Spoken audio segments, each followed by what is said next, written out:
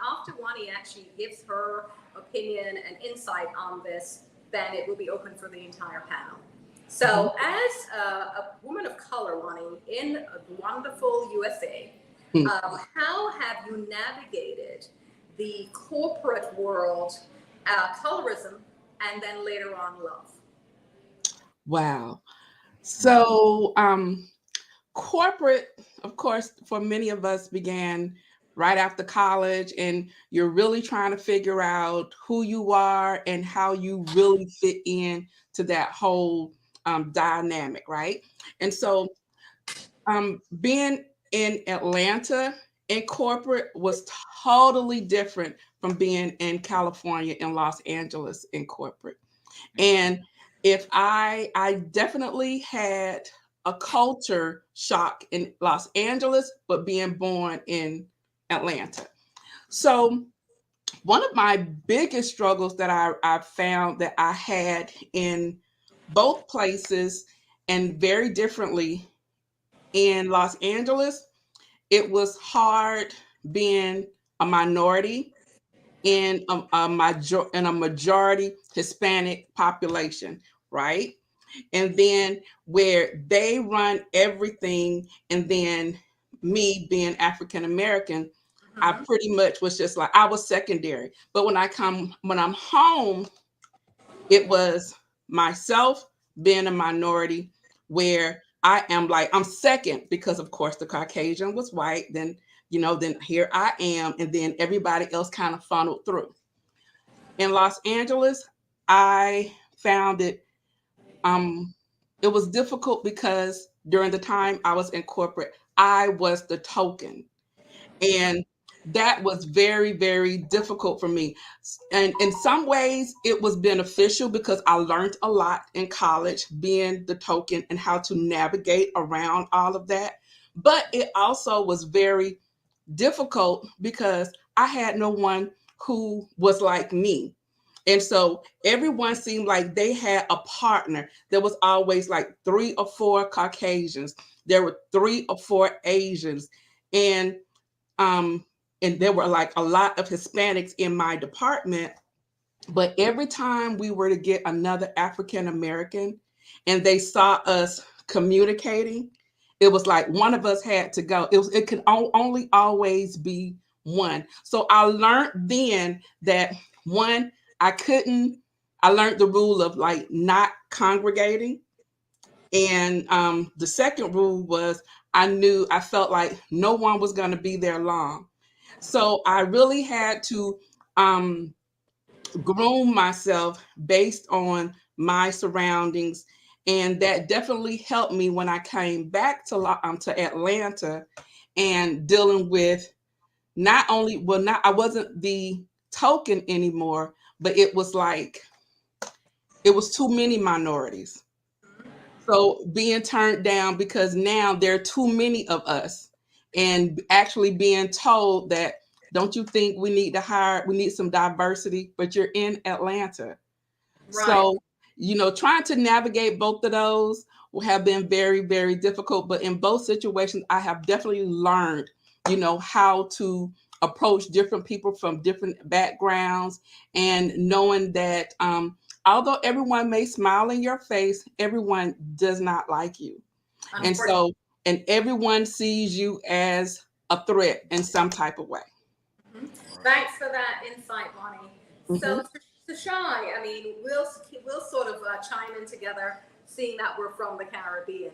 Me Cool. being, gosh, the Cayman Islands, Jamaica, and a bit of Latina, which is Panama. And then Alexander is way out there in the Atlantic in Bermuda. So I'd love to hear his insight as well. But I would like to add that to that, Ronnie, that I totally concur with what you're saying, because it's a very strange sort of phenomenon that happens in the corporate world in America, where when you reach a certain echelon or a certain caliber, certain level, and you try to step outside of the box, unfortunately, you get slapped unceremoniously back in that box. Yes.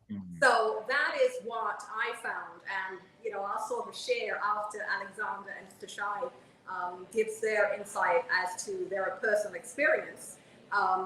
my personal experience, even until recently, which I shared with I think both Alexander and yourself, Juani, of what happened to me. But I'll wait for the end to put that in. So, Alex, do you want to take over as you're in the middle of the Atlantic, Bermuda?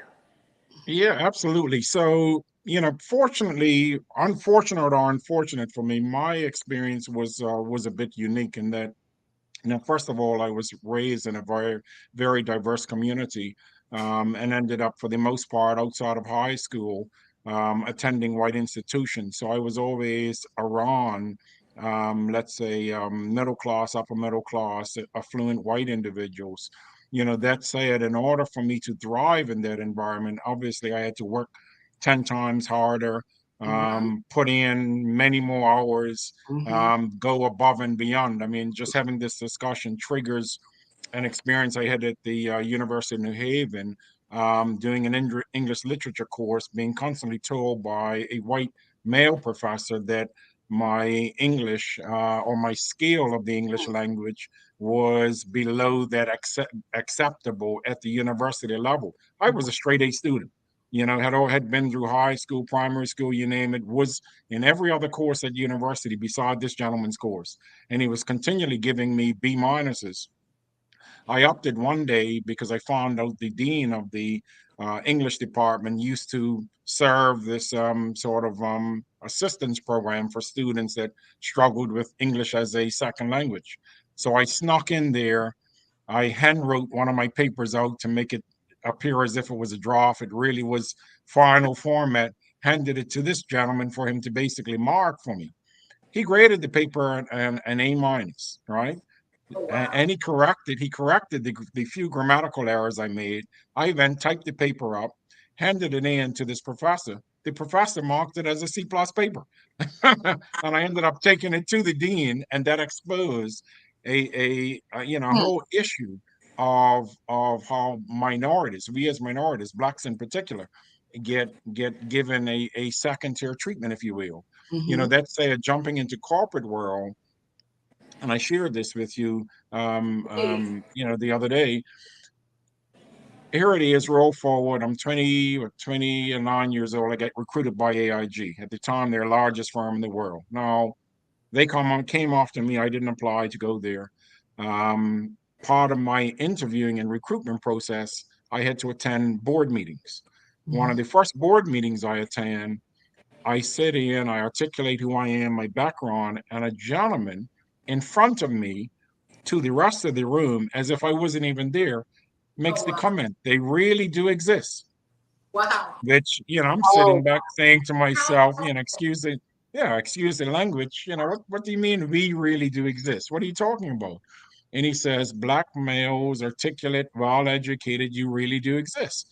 I said, "Of course we exist." And mind you, we're in Bermuda, a population 65% Black.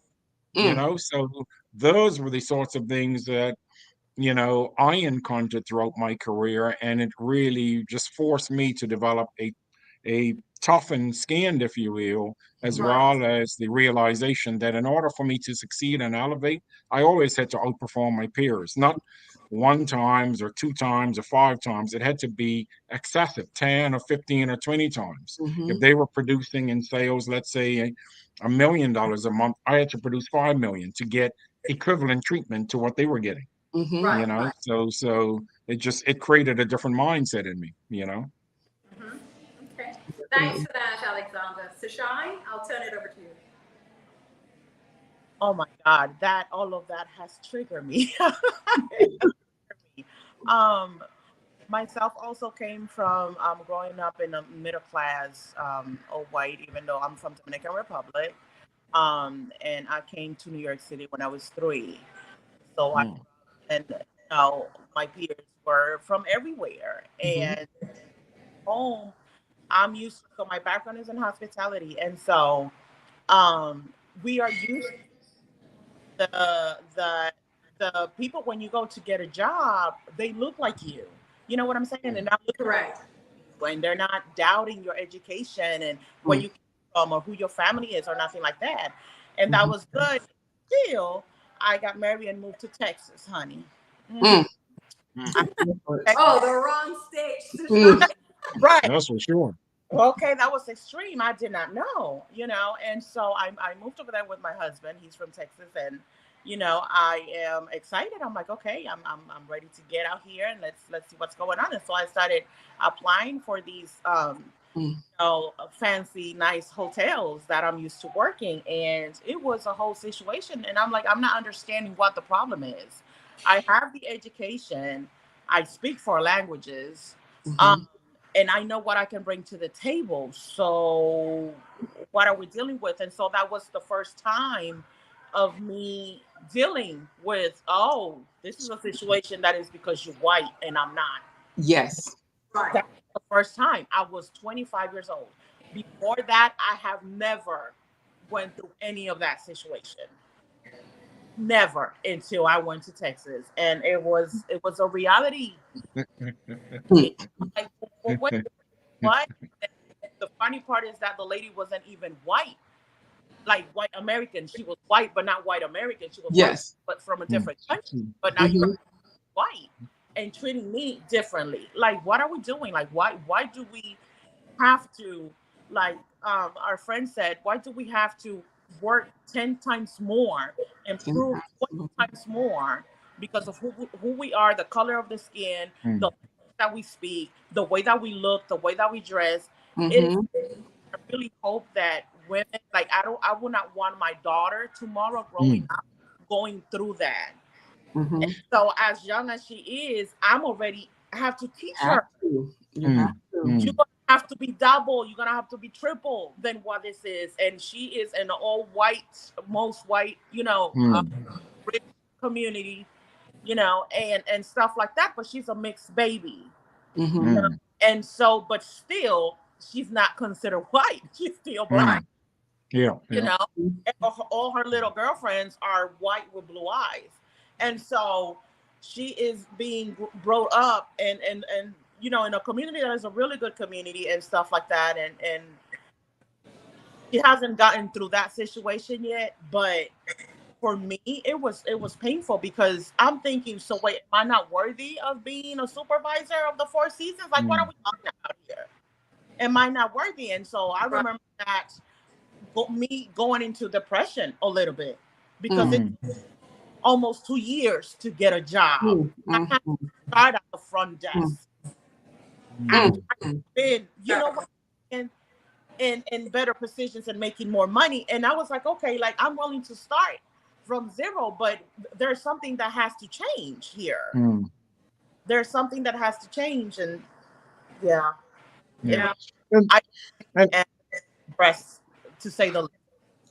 And Nick, let me just touch on one other point, because the other challenge that comes with, let's say, success for us as Blacks in corporate America is also the challenges that we face in, let's say, semi-social settings. So, you elevate in corporate America, you're making great money that affords you access to a high quality of lifestyle, right? So as Suchay was talking, it reminded me of an experience. I was traveling partially business and pleasure in Miami with some of my friends. We check into the Fontainebleau Hotel. We have executive suites all booked, 5 of us, right? We approach the elevator. This white couple look us up and down and say to us immediately, "We've got luggage in our hands," right? And a bellman behind us with a trolley with luggage. This couple has the audacity to say to us, "The elevators are for tourists only, for hotel guests only." Oh my! So I mean, Nick, you know me, you know the way it can be. So I just looked the guy up and down and basically, I don't want to say on air what I said to him, but in essence, I told him, Alex. So what's funny though, we get in the elevator and we're all standing there. No one's pressed any buttons. Finally, this couple presses buttons. A buddy of mine scoffs and says, "Oh, they're in the cheap seats." He swipes his card and then presses the button to go to the penthouse. That couple was no more good, But that's, unfortunately, it's atypical of the challenges we go through whether it's walking into a department store. I've seen times I've walked in department stores, wintertime, I'm bundled up, I'm trying to get service. People are looking at me like I can't afford something, which is so infuriating. And oftentimes I'll say to someone, particularly, if they're it's always a white individual, unfortunately. And I used to have a habit of saying to someone, just because you can't afford something, don't assume I can't afford it. Absolutely. You know? Yeah, but it's a sad reality of what we face. Indeed. So I'm going to actually, before I turn it over to Shannon, she's actually been sitting here very, very quiet. And I'll ask everybody to toast her. Today is her birthday. Oh, happy birthday. Happy birthday. Happy birthday, Colin. Yes. So with that said, guys, I'm going to turn it over to Shannon because she actually can tell us from a younger perspective the obstacles and the challenges that she's faced whilst you've been working in the corporate world in Manhattan. Go ahead. Absolutely. So my story is a little bit different, but I definitely did go through a little bit of conflict when I was entering into a world of fashion because I went to school for fashion and marketing. So one of my major comfort was to work with Macy's, Bloomingdale's, and my first one was Macy's. So getting into Macy's and understanding that I was definitely a salesperson, I know how to manage, I know how to understand the quality of clothes, I know what looks right, I know how to sell. Everything comes into play when you're dealing with a customer. So it just depends on how well you can actually relate to these people. But there's other people that watch you as a Black person. They see how well you relate. Doesn't matter the color of your skin. They see how well you relate to those. And they don't feel like you should relate to them better than them. So my issue was that I was always getting sales and adding on, and people were coming back and asking for me. And when the days that I wasn't there, they'll be like, you know what, I don't want to be here today. I'm going to wait for her to come back. They didn't like that. I worked with a lot of different complexions and colors. And when you were doing more than what you were supposed to do, they looked at you as an outcast. So my thing was when I first got started in Macy's, within like 4 to 6 months, I got a promotion. My promotion was with Baby Fat. There was a young lady there that was there before me, maybe about a year and a half, and she didn't get promoted. When she heard that I got promoted to the manager of Baby Fat, she went and she did a whole complaint. She did everything that she could do in order to get me demoted. So she actually got the attention of one of the managers that was there. So she connected with her and she told her how she felt about the situation. Of course, they were both Caucasian, so they agreed with one another. So she took it to the Black general manager. And when she took it to the Black general manager, she was like, it's not fair that this young lady started 6 months within that time, off probationary period. Within like 3 months, she is now getting a promotion. So the DM, she listened to what she had to say. So she said, okay, so you're telling me you've been here for a year and 6 months and she's been here for 6 months. And she got a promotion within that time. So before I say anything and before I let you know why she's been promoted, I'm just going to show you the numbers. So in Macy's, everybody has a number and a quota that you have to hit. If you have 4 hours, you probably have to hit anywhere from $1,000 to $2,000. If you have 8 hours, you have to hit anywhere from $2,000 to $4,000. So I was hitting that quota every time. So my name within like 2 weeks was on the top 3 of everybody that was there. So she just showed her the numbers. She was like, this is your numbers within a year and 6 months. And this is her numbers within 6 months. Now tell me if she hasn't done the same amount of work that you have done and you've been here a year longer. Wow. So, thanks, Shannon, for that insight. That is a classic sort of example of not even subtle racism. That's just overt racism. Yes, it is. So I'll actually cover 2 more, which is sort of our own crab in the barrel sort of approach to things. Juani and I were chatting about that too. Yes. As well as colorism. Okay. And colorism is extremely, I don't know about in America if it's as bad as in the Caribbean or in Bermuda, Alex. But in the Caribbean specifically, and I can only talk about 3 countries, one being the Cayman Islands, the second being Jamaica, and the third is Barbados. Okay, so I've interacted with all three of them, and unfortunately, and I say it that way because, you know, down south, as Juani can attest, what do they call me down south, Juani? High yellow. Jerry, what would they say, Alex, in Bermuda? They say a lot of things. High yellow being one of them. Suchay, what do they say in DR? Morenita. Okay. And in the Cayman Islands, they don't actually say anything. And the reason is, and I think Alex and I had this conversation eons ago because we've known each other for about 15 years. Once you're my complexion and fairer, the entire Cayman Islands and the Caribbean opens for you. Am I right, Suchay?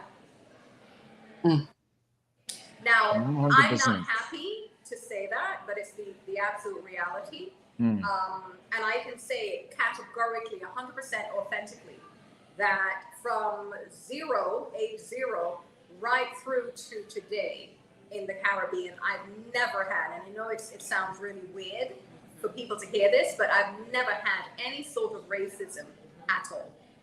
Wow. Okay? Me neither. That's what I'm Right. So in America, they call it, from a colorism perspective, once you're the color of a brown paper bag or fairer, you're good. Right, Juani? You're good. Yes. So in the Caribbean, there's no such sort of an adage, but equally too, it's like unspoken. However, you know, you'll have a grandmother that will walk you down the street if you're my complexion or fairer, with an umbrella.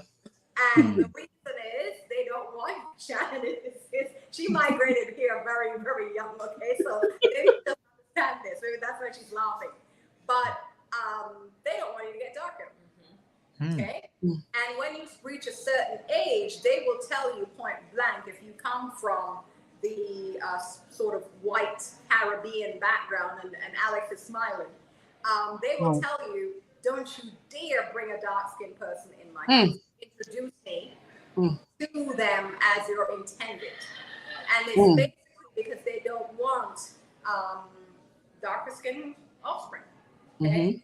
So for me, I never, ever had any racist factors. I mean, my grandmama was what you call white. Okay? And she never told me that I was black, yellow, or in between. There was no limitations. She lived vicariously through me.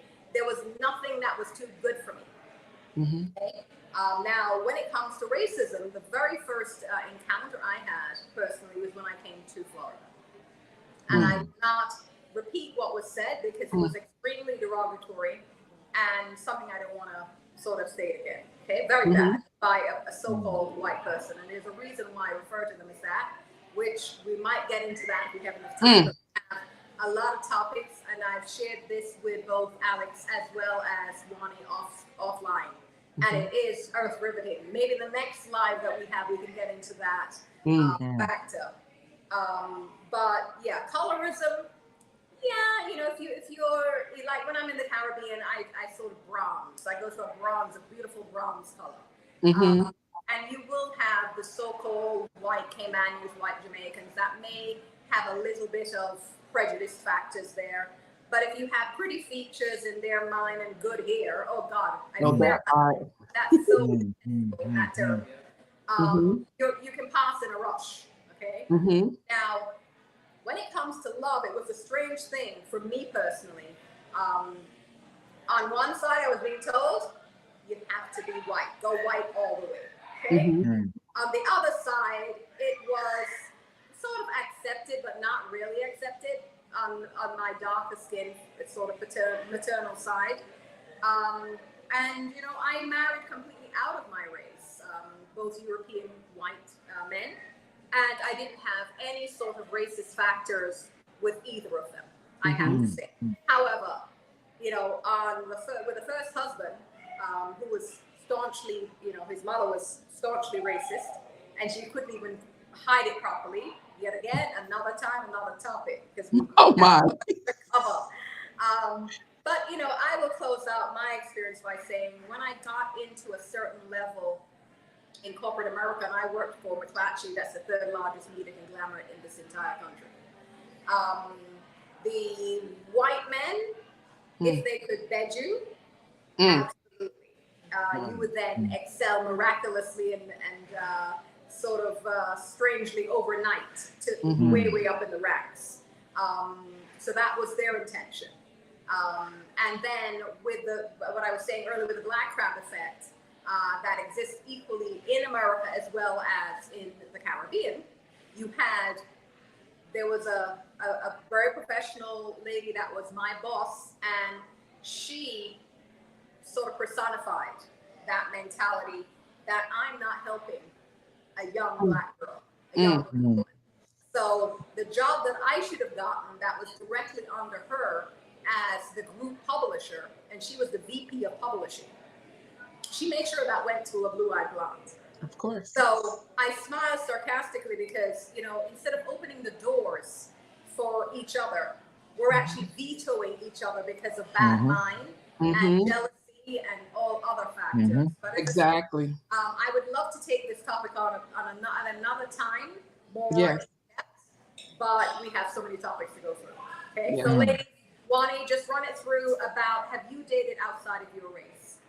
And what was I have never dated outside of my race, but I did date a guy who was mixed, but when you looked at him, he looked light skinned. He looked like you.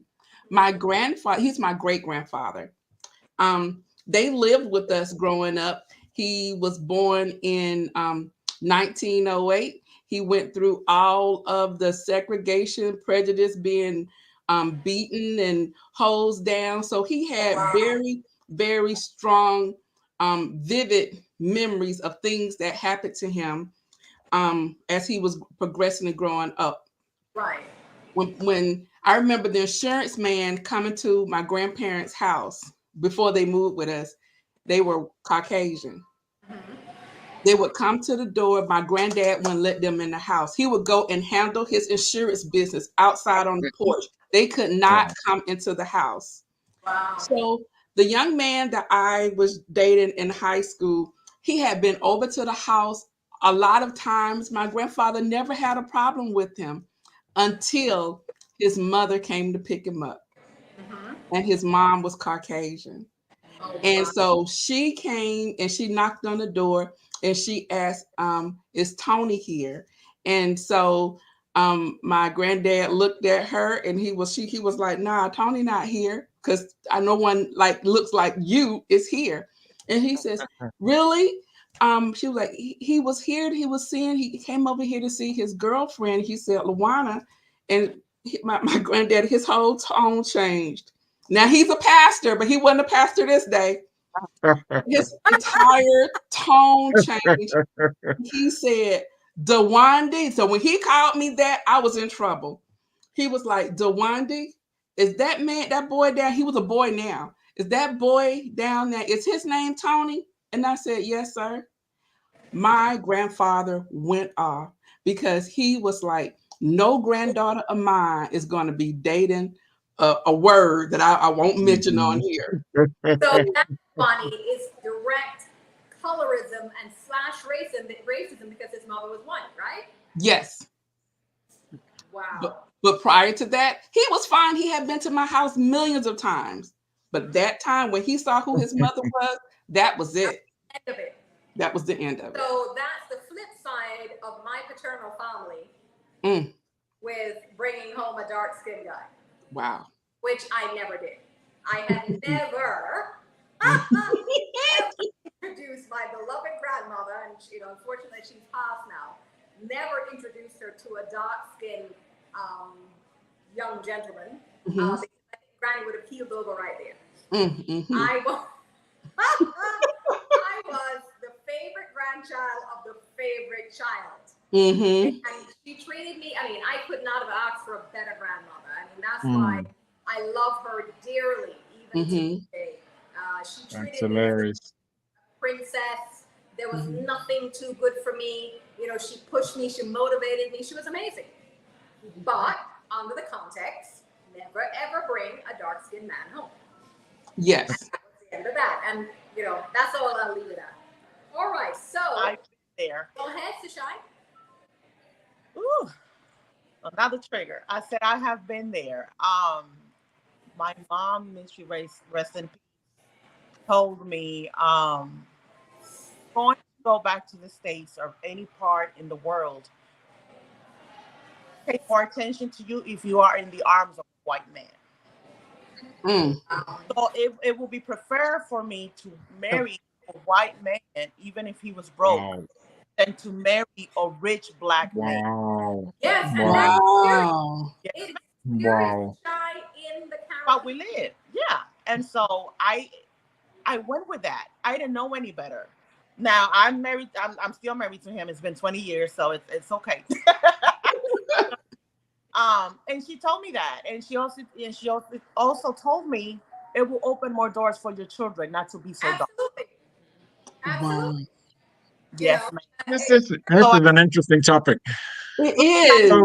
So let me chime in. Let me chime in with a bit of perspective. So, one second to try. So, Alex, with your experience in Bermuda, what was that whole situation with colorism, racism, marrying out of it, the whole shebang? The exact opposite. So Really? exact opposite. So appreciate a few things. Number one, Bermuda's only 24 square miles. Second of all, the makeup of the population is 65% Black, always has been. So different from Cayman.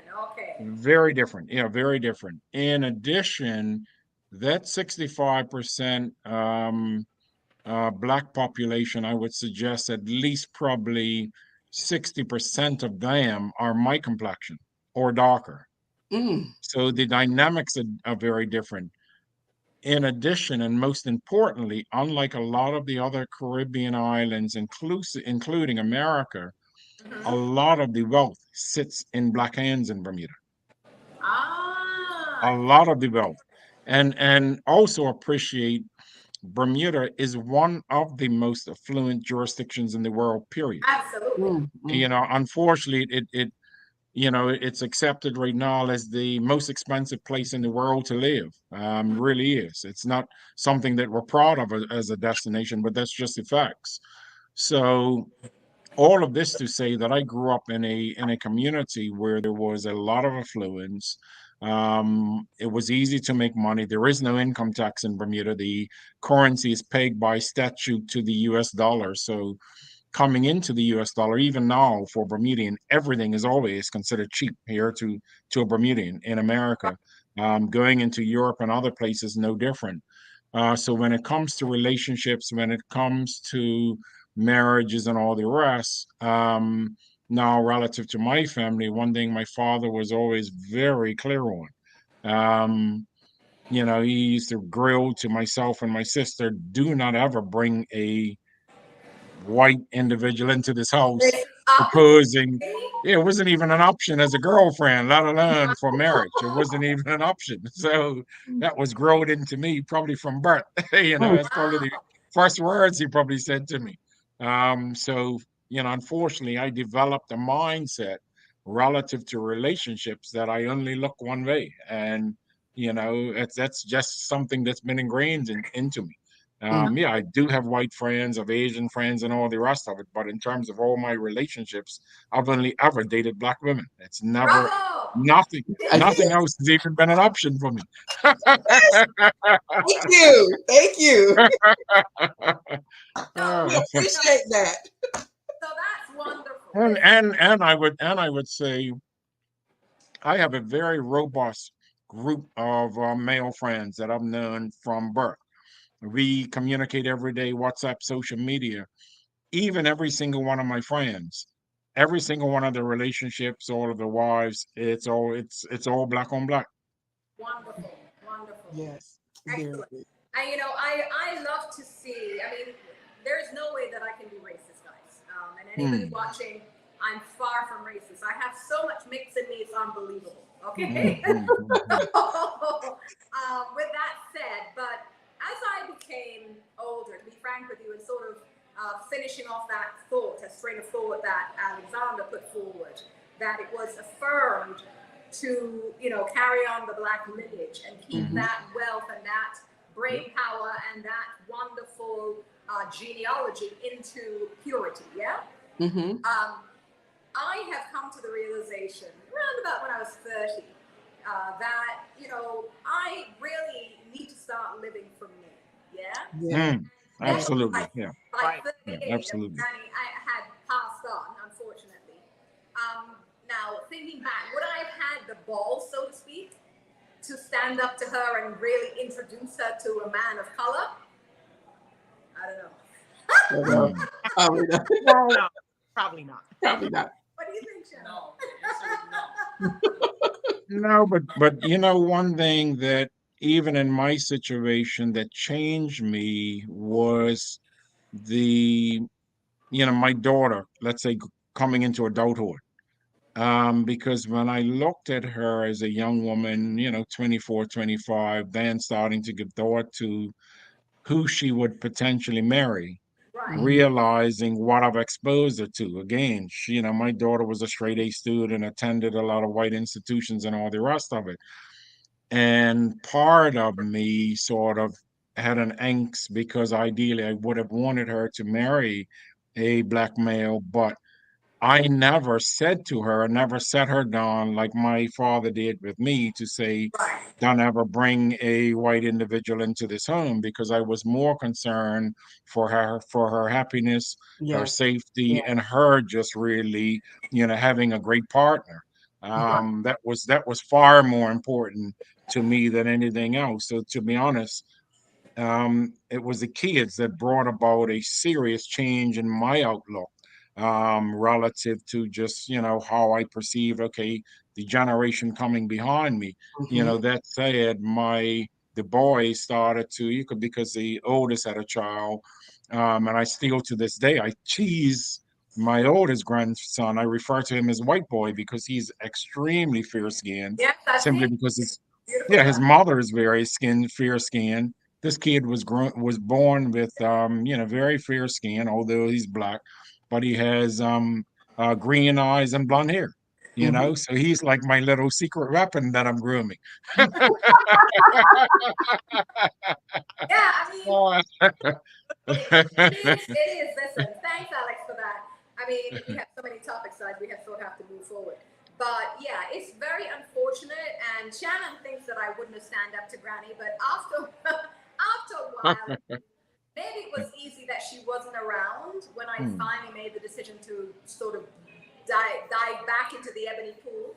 And I don't regret it. I mean, Black men, for me, we're going to get into a bit more later down the road here about the beautiful assets of men. And I can say specifically men of color, they have the, you know, if you find and I'll sort of give you, and I don't mean to be derogatory in any way, guys, and viewers as well, but if you meet a man such as Alexander, and he knows that I hold him in extremely high regard and esteem, because he has the intellect, he has the class, he has the socialization, he has the refinement, and he knows how to treat a lady. You know what I mean?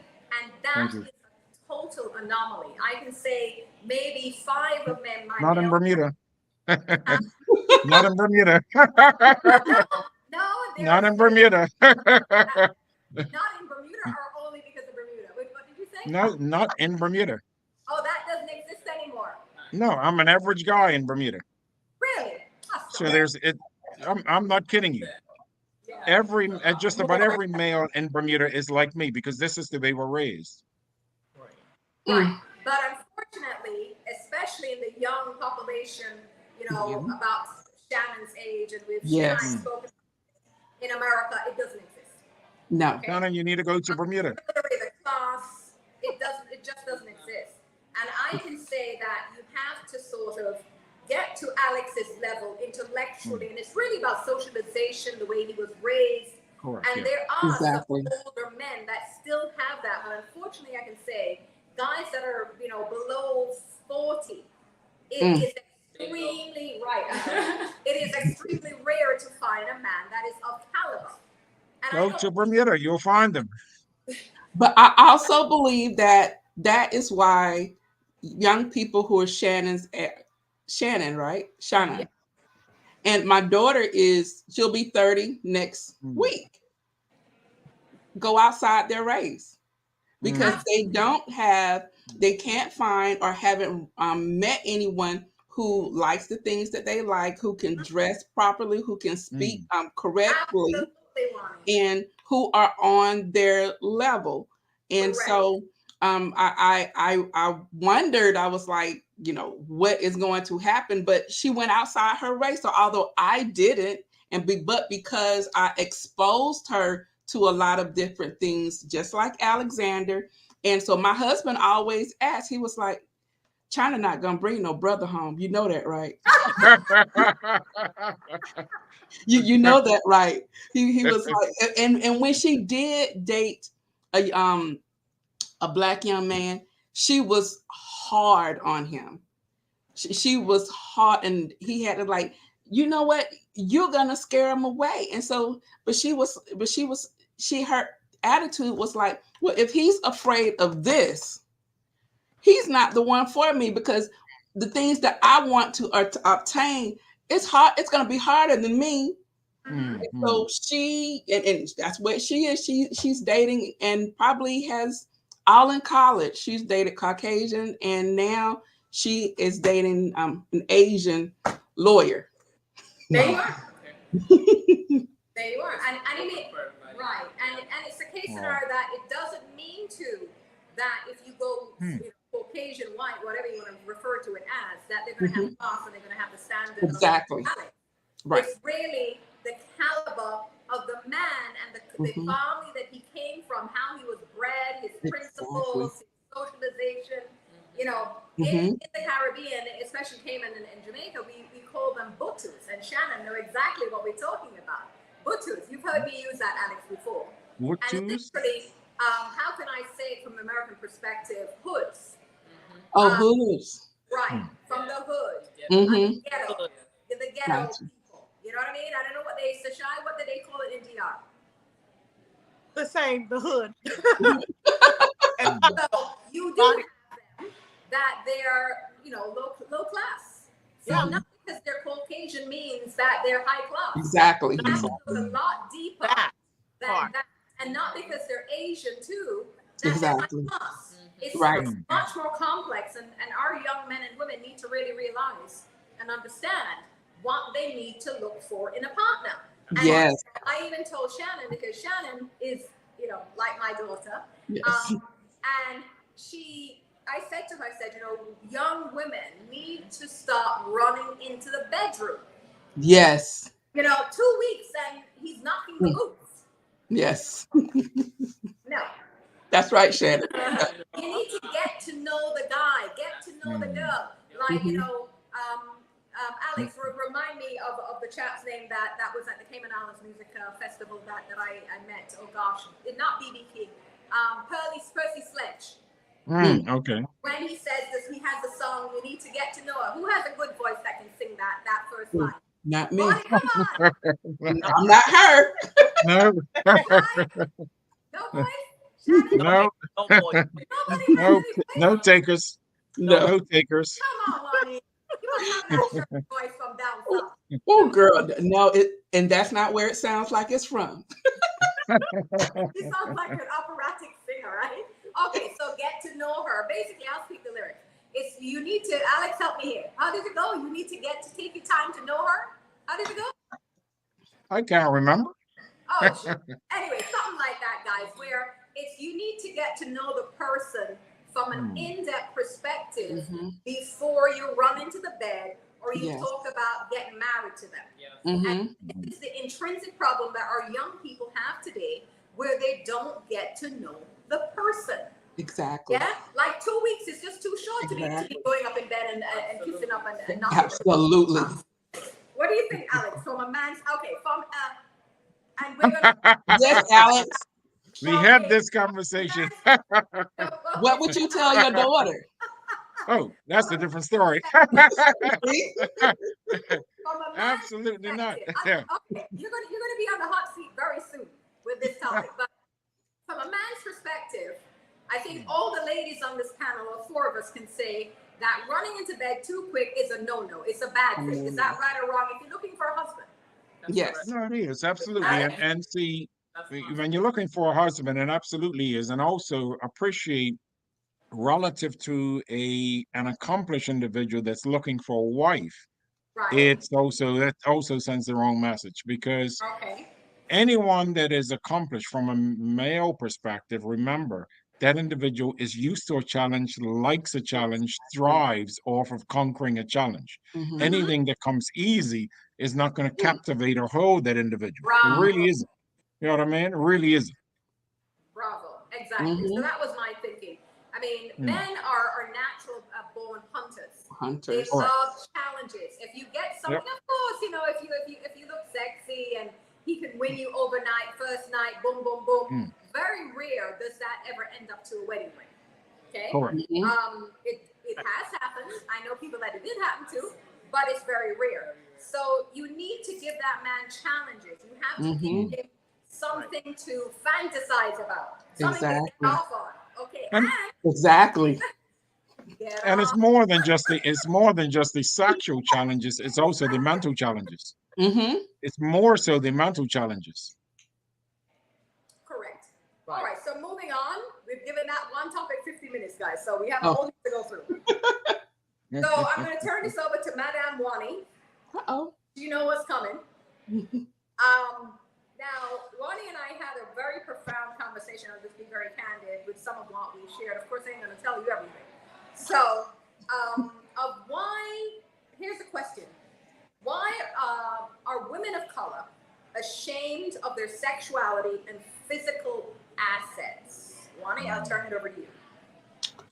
You know, I believe that women feel inferior because they were taught to. You were taught to cover up, and you were taught to, you know, you had to be, everything had like a label. Going back to my great grandfather again, I had to be in the house before the street lights came on. You know why?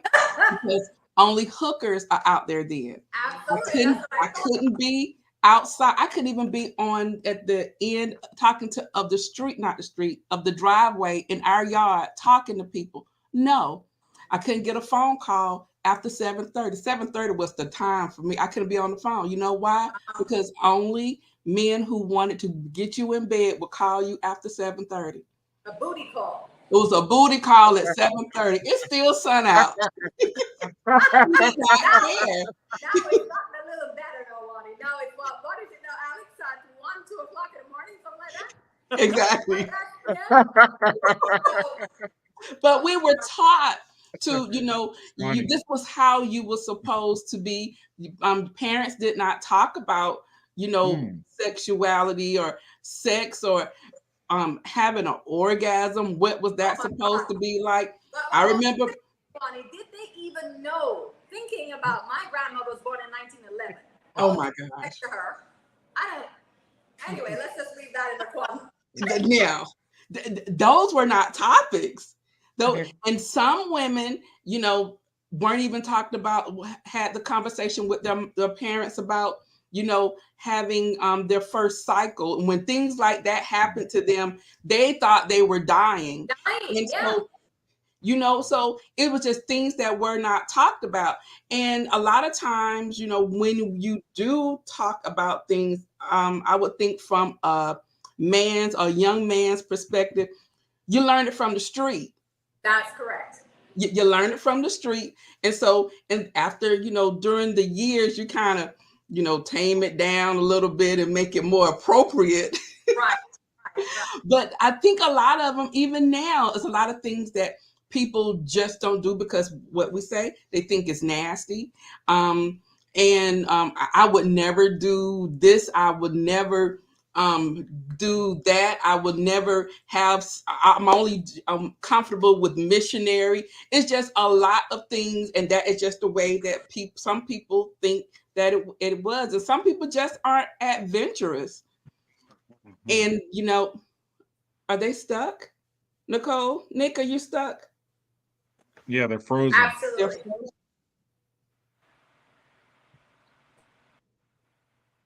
Yeah, keep talking. Keep Okay, talking. okay, I think the listeners could hear Okay. us. okay, good. So yeah, we kind of dropped the Wi-Fi. Yeah, but I agree, Juani. Before I give my sort of 2 cents. Uh-oh, Oh. we lost him. I Hopefully think she'll it's the come back. Yeah, I think it's the internet connection where they are. It's buffering. Appears to Yeah. be buffering. Wow. Yeah, it's yeah, Wani, so that you know, I mean, this is a topic I called Nicole on because yeah, clearly, I mean, this was something I was oblivious to. Really? So it really took me by surprise to learn of this and hear of this. But as she explained it to me, it made absolute sense. Really? What part of it? Because I have a close group of girlfriends, and Hmm. with, and I think it's very important for women to have like girlfriends because a lot of Correct, times there aren't things that you can talk about to your mother, to correct, your correct. sister, to Yeah. your man, and so your Yeah, yeah. girlfriends can Right. definitely relate. And so I've had a girlfriend who had never seen a dildo. She had never gone, and so we took her Wow. to a sex shop, and she was Wow. blown away. I That's an education for her. Yeah. Yes, I never have. really. What? Oh, I'm gonna All need right, you to we're come back, to guys. Atlanta, We're having. girlfriend. Oh, Show you some you things. missed something, Nick. You missed something, Nick. What was that? Apparently, Oh, I'm going to wow. Atlanta to hang out with her because she's taking me somewhere. Yes, Oh, hey. yes. Nick, she has never gone to like a toy shop. No. Really? Okay, so hold that thought. Yeah, I'm exactly. gonna educate you, Suchay. Okay, so the topic we're wrapping up now: why are women ashamed of their sexuality Mhm. and their assets? I mean, I'll just put my 2 cents in, guys. I know that from history, Black women are magnificently beautiful. Okay, Yes. we have everything Yes. that anybody on this earth could have. Mhm. The assets that a Black woman or a woman of color, because woman of color goes into Asian as well Mhm. as, Latina. Correct. I'm Latina. Suchay is Latina, and we're all Black. You can Mhm. be blue-eyed blonde, you're Black. Okay, let's just Yes. make the truth here. Hating. So, and I've seen many blue-eyed blonde girls in Cayman and throughout the Caribbean that have beautiful, voluptuous backsides and gorgeous boobs and the whole 9 yards. This show, Chin Chin, is all about being real guys, okay? Real. So with Cheers, drink to that. now, historically, as Alex can attest, Mm. a woman of, and for me, the true woman of Caucasian background is Scandinavian. Mhm. Okay? And the reason is, and I won't go too deep into this, guys, is because back in 700, okay, and Juani and I had this conversation, Mr. 6 hours away, about Yes. it, rather. Yes, we did. The Moors controlled the entire Trade southern. routes. Correct. Okay? And that was 700 years of infiltration, literally and figuratively, sexually, as well as the land. Okay? Correct. And as a result of that, that is why you have Italians that look like me. I actually met years ago, about 25 years ago, when I was getting married in England, an Italian girl that looked exactly like me. And I was and I think I told Juani about this, I was, and certainly Shannon, that I had to go to 9 hairdressers because they didn't know in the south of England how to deal with my hair. Okay? So when I found this beautiful Italian girl, I was so excited. And I said, yay! I found a Black girl. I literally, that's what came out of my mouth. Okay? And I recoiled because I felt so embarrassed because she was like, I'm not a Black girl. I said, excuse me? She says, I'm a Black girl. I said, excuse me, what are you? She said, I'm Italian. I said, oh, sorry. And I mean, I said it, I was so excited that I said it so loud that the entire beauty salon heard it. Okay? Oh my. But I had to recoil and I apologized. And I said to her, I said, I'm so sorry because I thought you were Black. all four of us on here. Okay, my complexion, curly hair, because when I have it not straight, it's curly, spirally curly. The same exact look. Now, the reason being, at the time I didn't know that. I was just a young 20-something-year-old. That the Moors controlled the entire southern peninsula of Europe, even as far as Scotland. And then you had waves of different migrations from Africa and from the Caribbean that made it even more mixed. So there is no such thing, authenticated and confirmed by an Oxford DNA study, that there is no such thing as 100% white. There is no such thing as Asian. I'm sorry, guys. I'm just being real. Go look it up on the internet. We are one continuous race, the human race, with varying different spectrums. And, Theodore Allen put it very, very straight, and everybody can go and look it up. There is a book by Theodore Allen that says The Invention of the White Race. I think Jay and Alex, you and I had a chat about that. Okay? So, yet again, it's silly, this racism and all this foolishness. So, back to the original statement. With that said, my little dogmatic interjection tonight.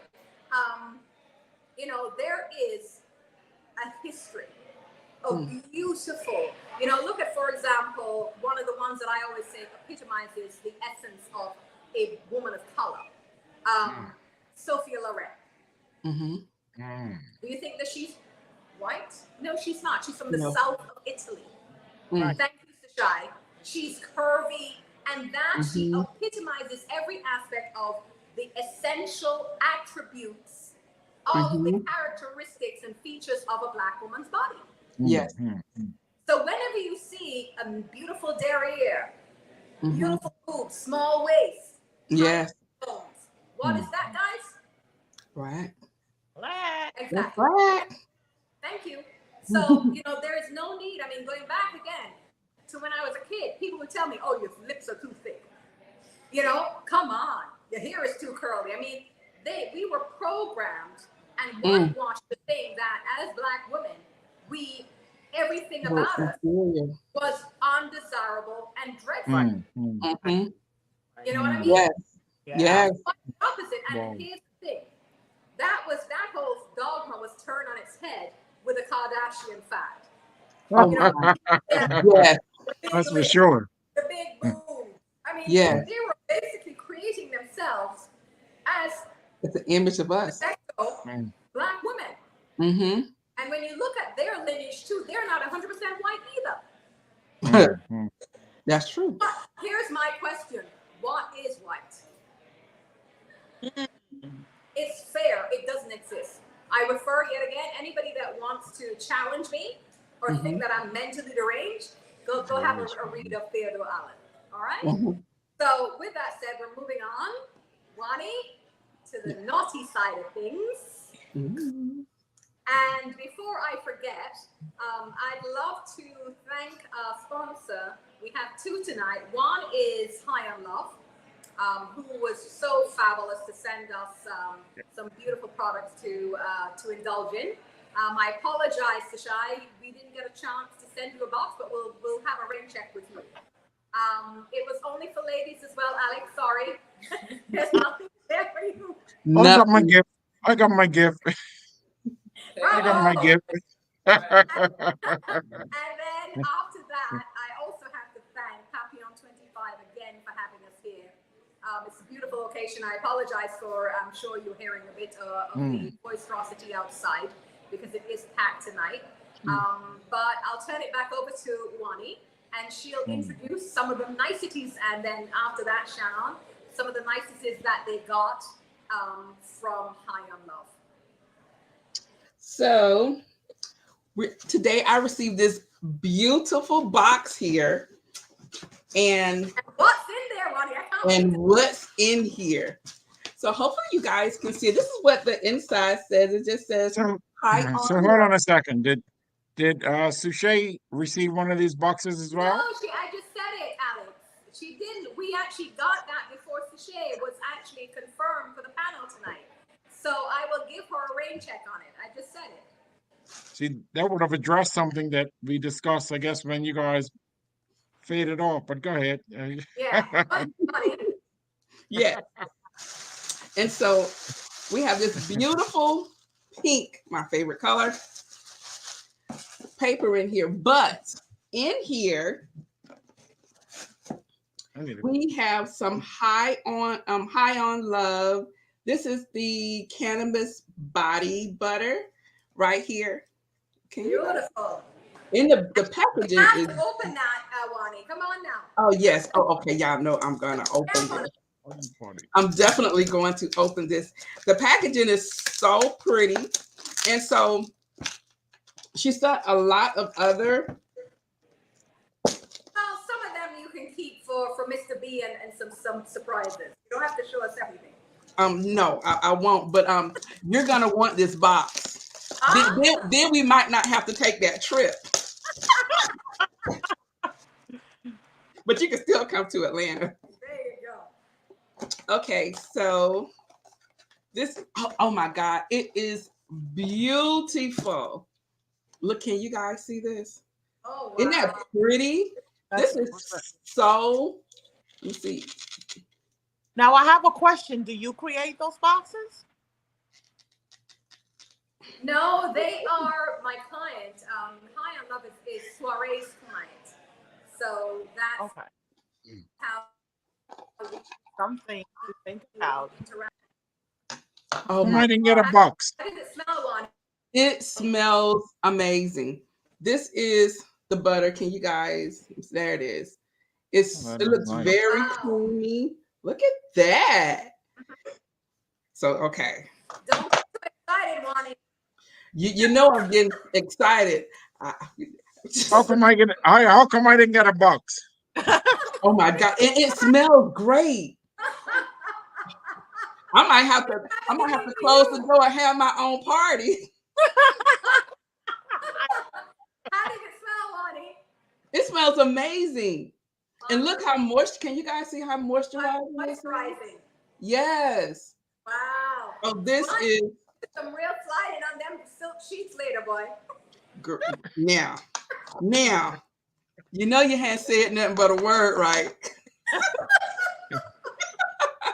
This is beautiful. It's absolutely beautiful. Gorgeous. And then there's some other items in here. I'm gonna open those by myself. Okay, well, we want to. I No, know it's for a sure it's fact at least one of the other items. there is the big one that I want to see. That leads into the Shy's and I's topic. Oh, okay. I will show you this one. Don't be shy, Juani. Oh, you know I'm not shy. Okay, so this is the packaging here. This is gorgeous. This is what I saw. And so it's beautiful rose gold box. And we're gonna open this up, girl. What is it, Juani? Girl, it is something that if he's tired, I hear a lot of warning going on. if he's tired, I have something for you. He don't have to do anything. Look at this. Look at that. Oh, It's not, wow. and it's not a microphone. What, it looks like a microphone, Juani. What is it? Yes, and it's so How is it? It's to give you sexual gratification. There you go. So, Juani, she's being How does that work? This is not that type of show. that is from after hours show. That's after hours. After hours. Can get a little naughty, okay? I will say that Juani is being very tactful. Yes. It is, I got this many months ago. It is magnificently beautiful. It is studded with rhinestones, okay? It is... Right? It is a beautiful, multifunctional, powerful, orgasmic machine. Okay? So as she said, if you have a partner that one is not inclined, two is tired, three can't give you the gratification of that orgasm that you need. This will take you there. You can always reach for the object of luxury. Yes. And that's the actual name of it. Thank you for sharing that, Juani. And I Yes. think little Mademoiselle Shannon actually got one as well, but she's being shy. Yes, I did. Okay? And what was your impression of it, Shannon? It's actually beautiful. Like, I never seen one with that is so detailed. Yes. So I actually really, really liked it. Like, It is beautiful. You gotta try it out to, know the experience. So I'll let y'all know after I try it out. But Yes. so the fact is, we're just gonna compliment how the item looks. Right. And Yes. I can take it a bit further and give you a real-time review. Okay? And she has to drink for this because she's very shy. I actually tried it. And I think Jerry's turning red. I actually call him affectionately Jerry. But you guys have heard me say Jay. But I think Alex is turning red, okay? So you need to have a conversation with regard to these items and guys talking about them. Okay. Yes. So I give you a real-time review.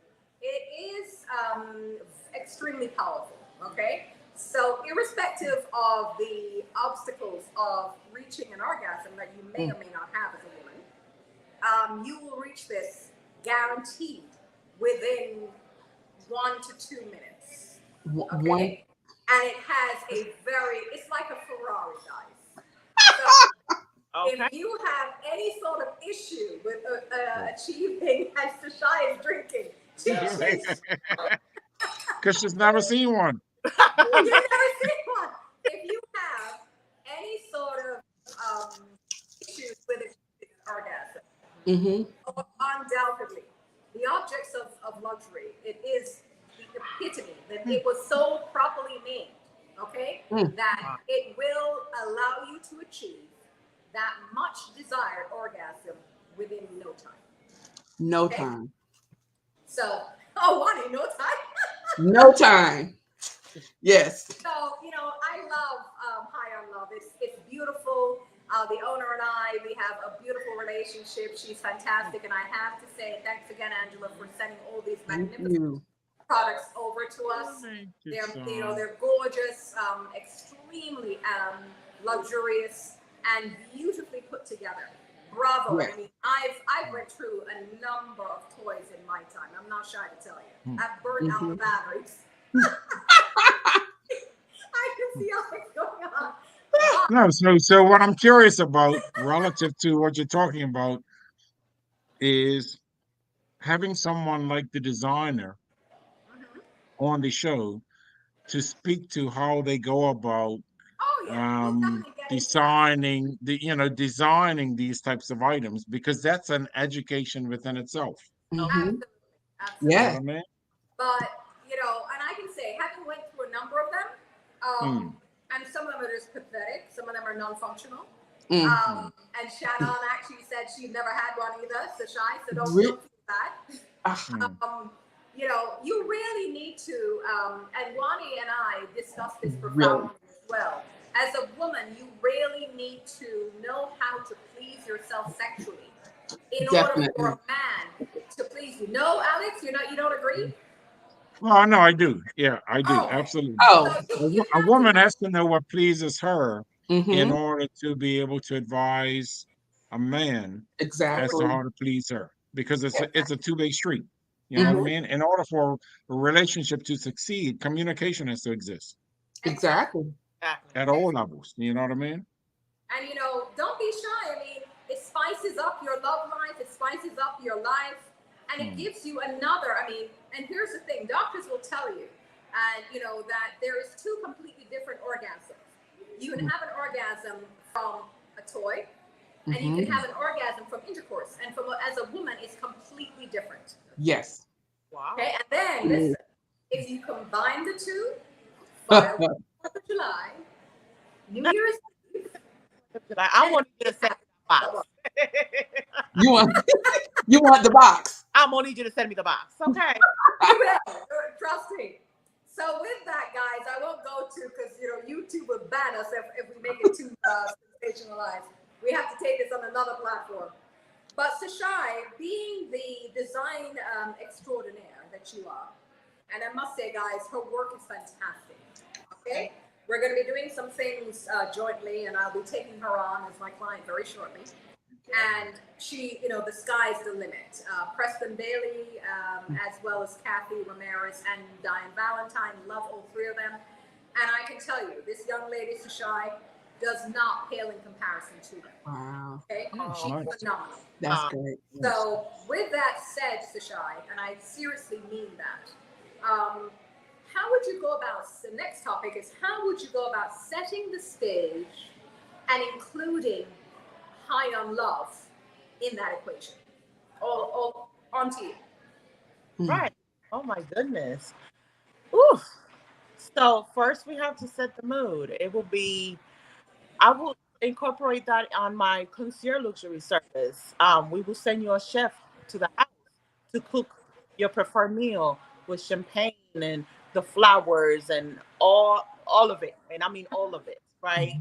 A really nice gift on her bed, the petals, the bedroom, which now as planners and designers, we're now adding that to our service.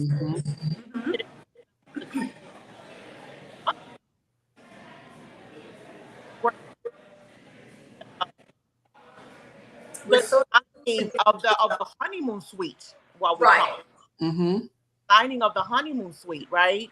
And so it's everything with the flowers and balloons and the petals on the floor and the champagne and a really nice, fabulous box with some things in it and maybe a whole ensemble for her, and a little bit of music, darling, because the music always. Body, you know what I'm saying? You're feeling it.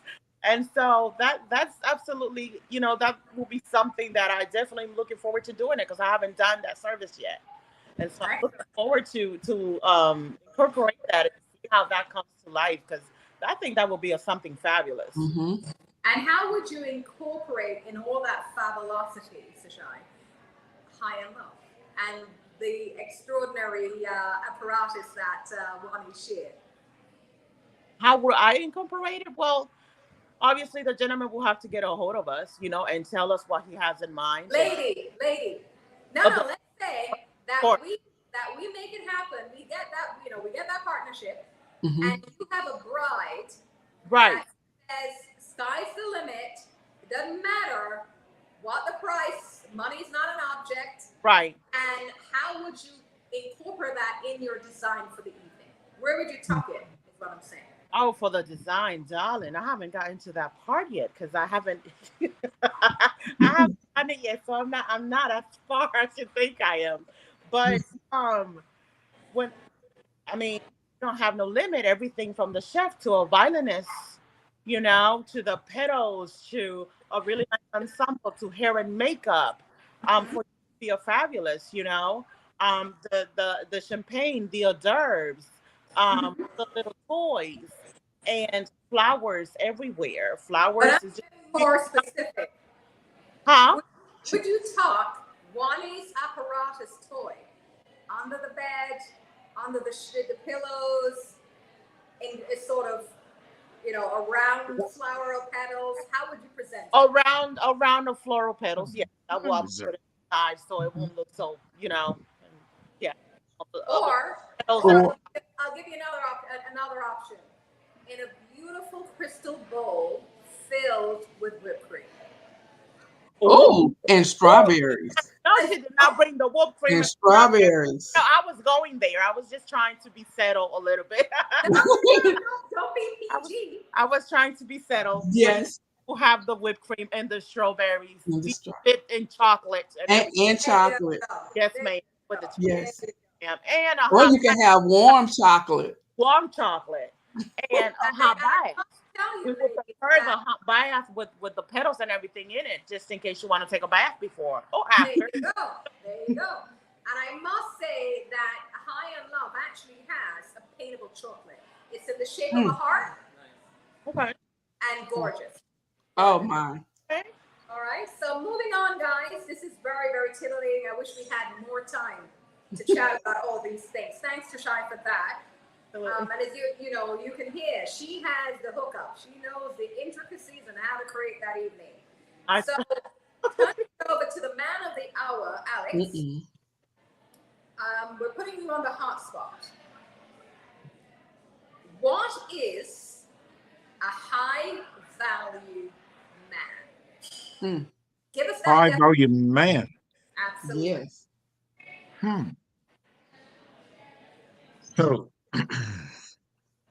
in my opinion, a high valued man would be one that has the ability to deliver to his female companion all of the things that she is seeking relative to addressing her needs, both mentally, physically, emotionally. Right. In addition to being able to afford her and provide her a lifestyle that accords with one, his pocket, obviously, but more importantly, with the things that addresses the needs that she has as well as he has as a couple. And a lot of this really has little to do with the income of the individual as much as it is his creativity and his intellect relative to planning events. Because, as we've said and discussed, I've just given thought to, my passage through life. So in terms of romance, a simple thing of organizing, let's say, a walk along a trail, for argument's sake. I mean, in Caribbean, we're spoiled from the standpoint of vistas and places we can go with a beautiful setting. We can pack a lunching. There's so much that we can do which really doesn't require a lot of money. Here in the US, that's a lot more difficult because of just the climate that exists. So, mindful of the challenges that Americans have that we growing up in the Caribbean really didn't have. So, from the standpoint of an individual's pocket, let's say an individual is only earning $30,000, $40,000 or what have you.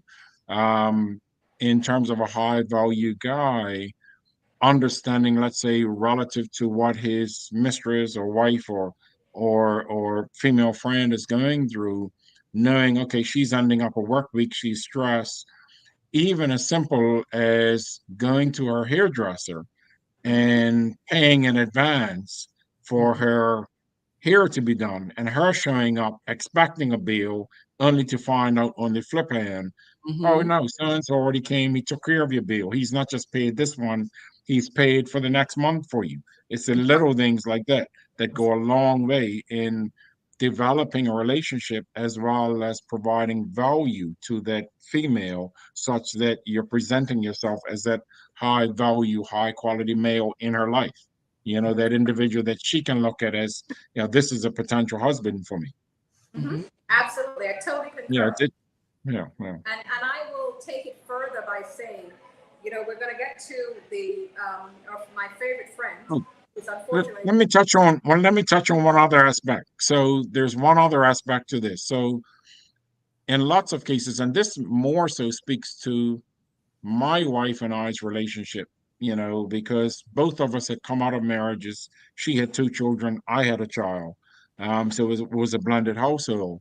So one other way that I initially added value for her was actually leaving my job and going to pick up her sons and being able to take care of their needs for a short period of time so that she could finish up her day, she could get to the gym, she could work out, she could do things that added quality to her life and gave her a bit of a rest or peace of mind, simply because given the challenges at the time, her ex-husband wasn't at a stage in his life where he could partake in the lives of those 2 boys. So I basically slipped in and assisted her in that area, which, even though that was a very minor thing for me to do because I had the means, I had the time, I had the flexibility, it was a huge value add for her.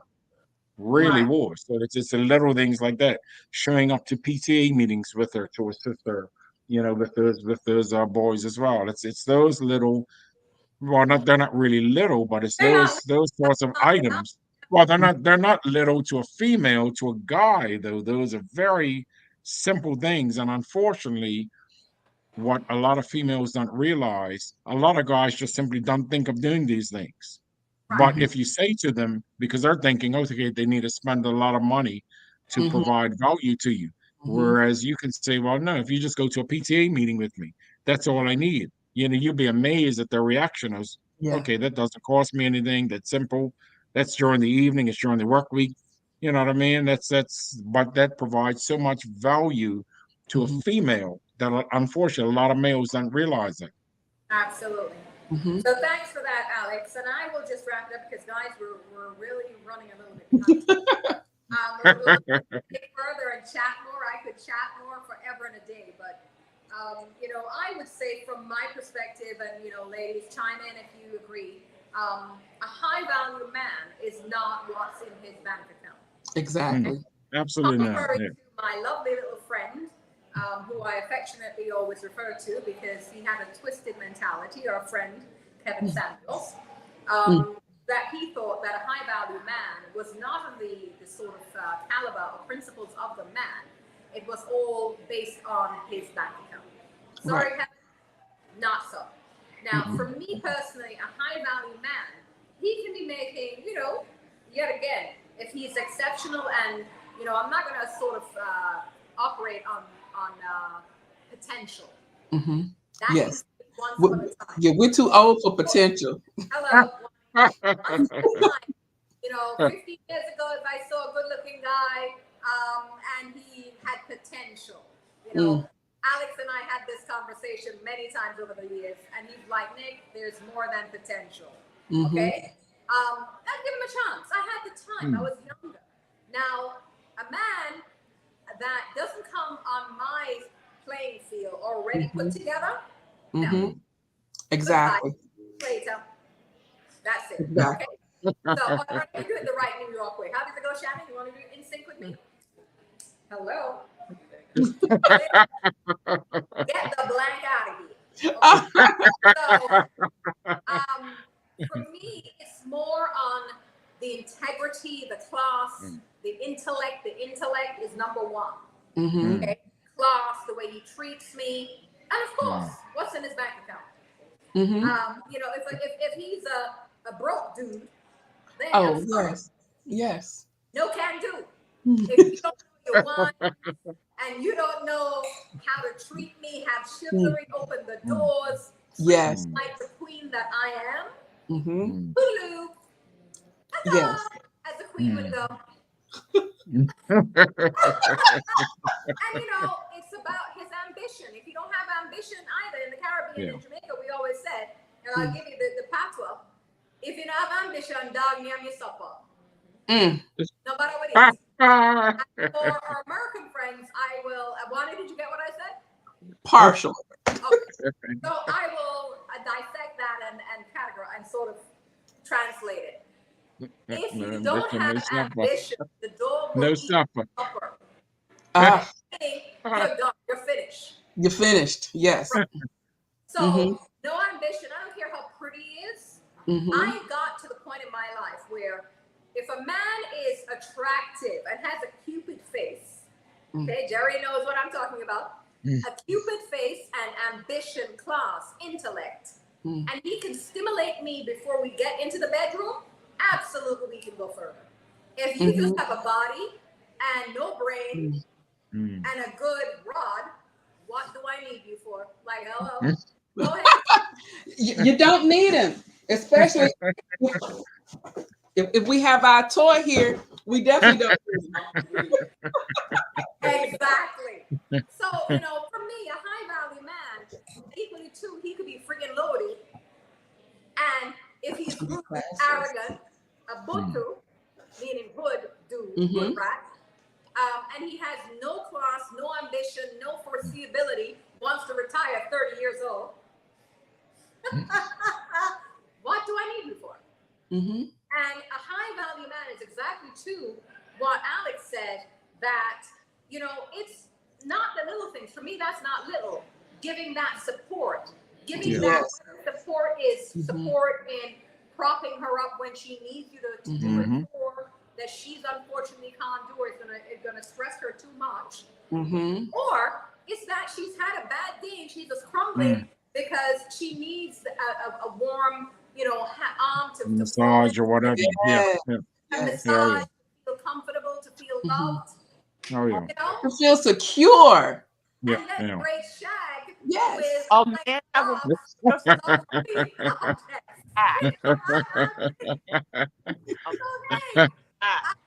value man is a complex factor, guys. It's not, you can't just put one aspect on it. You can have a guy that's making $60,000 a year, and his integrity, his assets, his characteristics are so phenomenal and superior that he outshines a guy that's making $500,000 a year. Yes.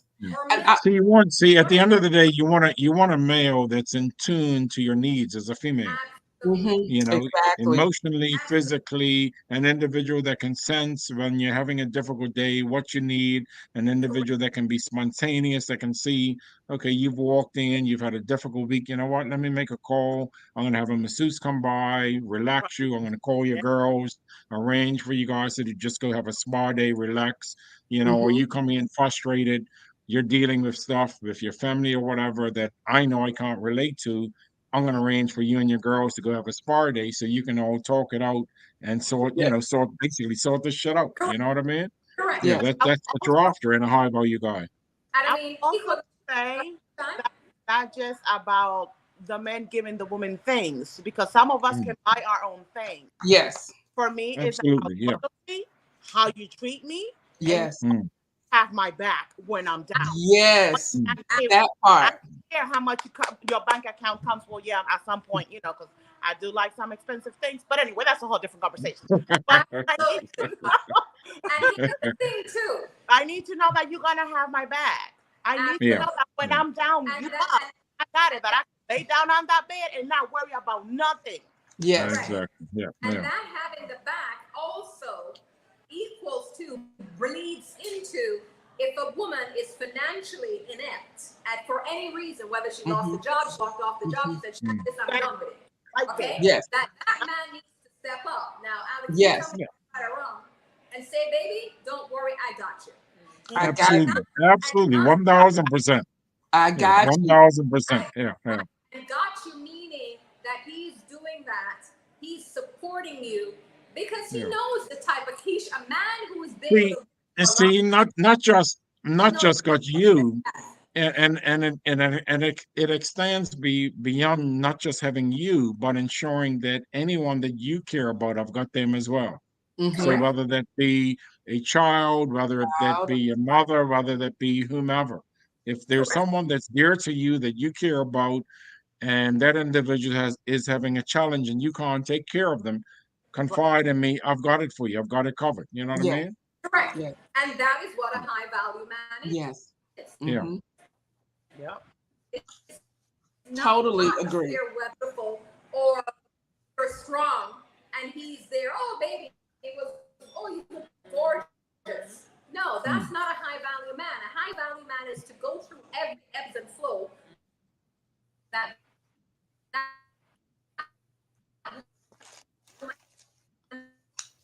Life. That's what a high value is. Any further, we're going to move on to the next topic, guys. Closing the panel on that one.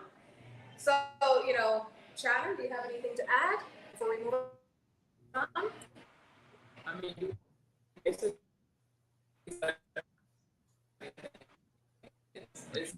breaking up a little bit. Nick, you're breaking up.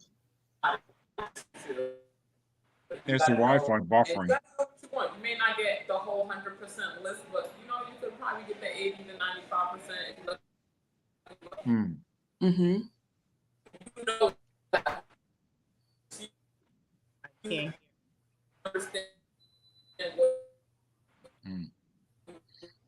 what you got to match it up to that.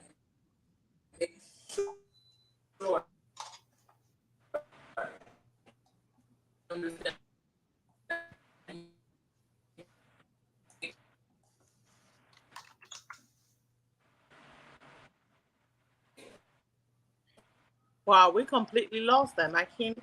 Yes. I can't. I think they should end up coming back Feel like shortly. you're inferior, you're a queen, and you're that person. Correct. Move on. Yeah, we're gonna break it. Yeah, here we go. They're coming back. Yeah, they're coming back. We're gonna give it a Almost few there. minutes, guys, to see if everybody comes back online. Yeah, Okay, yeah, we there. keep on having issues. Is it on our side? Is it Yeah. on Yeah, our the side buffering. or Yeah, your the side Wi-Fi that we're buffering. Yeah, using Wi-Fi? yeah, We yeah, keep there. on having Yeah, issues. Is it on our side? Yeah. yeah, the Okay. buffering. Yeah. Yeah, So the we're Wi-Fi gonna do a buffering. rain check. Yeah, we're gonna do a rain check on the rest of the questions. I will just wrap it up tonight by saying that, for me personally, a high value person, whether male or female, is exactly what we exemplify. Support in every facet, and just being there, having your back, as Suchay said, equally to being that person that you can rely on in any given situation. It is not when things are great that they are Yes. your Correct. ideal mate. It's when things are really shitty, let's put it that way, that this Yeah. person is still there. Yes. And whether, they say, babes, Juani, Suchay, Shannon, Alex, don't worry about it. I got it. I have Got it. Absolutely. Just don't worry about it. 1000%. I got you covered. Gotcha. And Yes. they do it with Got love. you. Bravo. They Oh, do yeah. it with Bravo. nice, and they do it without any reservations, Yes. acquiescing, no animosity. They do it because they completely, wholeheartedly love you. Yes. Okay? And I say in closing that love, true love, is very hard to find. And it's not when she's beautiful and she's a size 2 or a size 5, whatever the guy sort of Ooh. is. It's when she is feeling horrible, she Yes. is feeling pretty, she's down on her face, and you're still there. Am I right? Yes. Alex? Yep. Absolutely. 100%. Absolutely. All right, Alex. Come on. Anyone that's observed childbirth would support me in this. So, guys, I'm going to close it out tonight because the Wi-Fi is giving us a lot of challenge. So we're not going to string this along. I'm going to give everybody a minute to give their final closing thoughts. Go ahead, Suchay. No, I didn't think she was gonna start with me. Oh my God. First of all, I just want to thank you, Nicole, for bringing me, and I'm meeting these fabulous people here on stage. I really appreciate you. Thank you for everything. I'm looking forward to start working with you soon. Really about that. I know it's going to be fabulous. So, but anyway, I just hope that the fabulous folks that are watching, that they took something from this conversation. This was real conversation. This is real life. These are real things that happens to us Black women, Black strong, smart, educated, fabulous women. And even on your hard days, it's okay to take a day off when you're not okay. It's okay to not be okay. Because one thing also that as Black women is always, you have to be strong. You're gonna be okay. You have to, you know what I'm saying? And so sometimes mentally, it's okay to take a break. If you got to take off, turn iPads, phones, everything off, and take a day for you, then do that. Take care of yourself so you can be of high value for yourself, for your family, for your husband, and for society. That's it. All right, Alex, you're up next. Yeah, so certainly again, Nicole, thank you for hosting us this evening. It's been a absolute welcome meeting you four ladies. This has been a phenomenal setting. Applaud you on your accomplishments. You continue to grow. Relative to the listening audience, continue to take care of yourselves. continue to try to develop relationships and circles of friendships that can give you honest feedback relative to your growth and development. That's something that's always been critical to me, something that I cherish, and always look at life and every day as an opportunity to learn something from someone new, irrespective of who they are or what station of life they occupy, because the individual that is in the perceived lowest station of life can oftentimes give us the greatest lesson in life. So Thank you, hold on Alex. to that. Absolutely, very important. And my darling one, go ahead. I would like to say first, thank you so very much, Nicole, for asking me to participate in this session. I am so honored. I told you that before. I love you, my girl. And so yes. And it was an amazing time here with all of you guys. I've learned so much. And, you know, I'm all about meeting people, bringing people together and learning from each other. I think it is very important for us to share our experiences. Absolutely. And that is whether they're good or bad, because whatever my experience was, it maybe be something that you can learn from, and vice versa. I want to take this time again to, you know, stress that, you know, we be daring, try new things, meet new people. Like you said, Alexander, people outside your normal setting. You never know who is watching you, and you never know who you are touching, and you never know who can touch you. So once again, thank you all for tonight. I really appreciate you all, and I can't wait until the next one, because this one was something. Wait till we really get Absolutely. Indeed. Thank you, guys. It was a pleasure. I love all of you guys, especially, you know, my co-host Shannon, who is very quiet, but she is absorbing everything and getting her feet wet and all the rest of it. And soon she'll be a mini me. So whether that's a good or bad thing, I don't know. But anyway, and you know, Suchay, Alex, Juani, love you guys from now until the end of time. You know, thank you so much for joining us. It was a pleasure. We will definitely have more stimulating, thought-provoking conversation. You know, I could sit on this for 6 hours and we still wouldn't, we just scratch the surface, right? Yes. Juani and I the other day, we had a 6-hour conversation. 6 hours. And we didn't even realize that it was 6 hours. And we spoke from everything from A to Z. I can say, you know, she is a soul sister. I feel as though we have met before somewhere. It's just a very unusual connection. Yes. You know, same thing with Alex. I mean, Alex and I have known each other forever and a day. Equally to Suchay, we connected. And of course, Shannon, you know, love you guys. And I thank you yet again for supporting us. We're still infants, but we're going to make some massive waves. Yes. And you know, I thank you for supporting us in these early stages. And we're going to do some great things together. We're going to change the mentality and the way that our people think. With our insight, I mean, put together all 4 of us, we have so much to offer. We have a labyrinth of knowledge to share. Yeah. So again, guys, and thank you everyone for tuning in. It has been a pleasure, and we'll definitely, you know, have this girls sip and chill lounge once a month. I guarantee you. And next week we're going to be having a lot of exciting things with Shannon and I running around in Manhattan. And you're going to see her fabulous figure and all the rest of it.